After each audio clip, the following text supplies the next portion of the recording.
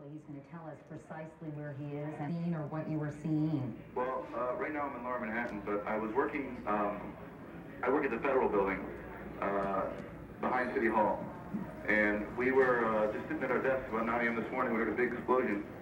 Then about 5 minutes or maybe 10 minutes later, we saw the other plane hit the building, the second tower, and then we just evacuated. We turned around about maybe 15 minutes after we left the building, and the second tower just disappeared from sight.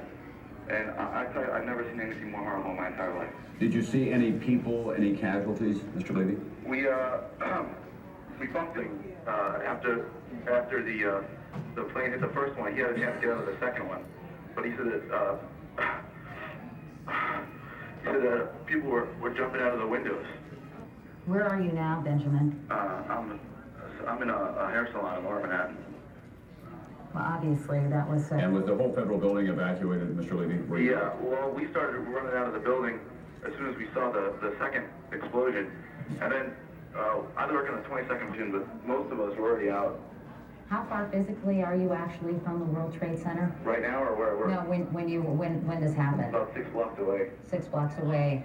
And you were able to get out pretty easily, and there were no kind of electrical problems. As that whole area down there, the City Hall, the Federal Building, and all the other commercial buildings, they've all been evacuated as well. Well, yeah, as we were leaving, the police were telling all the shop owners to shut their shops and go home. And that must be enveloped by the smoke and dust.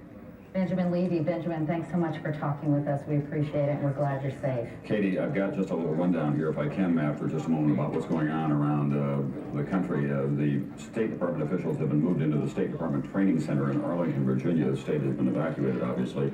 In Minneapolis, St. Paul International Airport shut down. The IDS Center in downtown Minneapolis, tallest building, evacuated. Georgia, all flights at Hartsfield, Atlanta International Airport closed. The CNN Center, world headquarters of cable news network, was closed to the public. In Maryland, officials are tightening controls. Home to the world's largest Navy base have been placed under increased security. In Pennsylvania, Philadelphia International Airport has been closed, and of course the Liberty Bell and Independence Hall are being closed as well. In fact, all national monuments, Tom, I believe, have been... It is now coming up on 10:59 East Coast time. We'll give you a recap of what we've seen so far in just a moment. Just a quick from Dr. Stephen Stern at St. Vincent's Hospital in Greenwich Village. About 50 or 60 doctors and nurses standing by in scrubs. The entire entrance to the emergency room was lined with stretchers covered with white sheets. Doctors said the victims mostly had burns. Of course, they're being treated in a number of area hospitals, including St. Vincent's.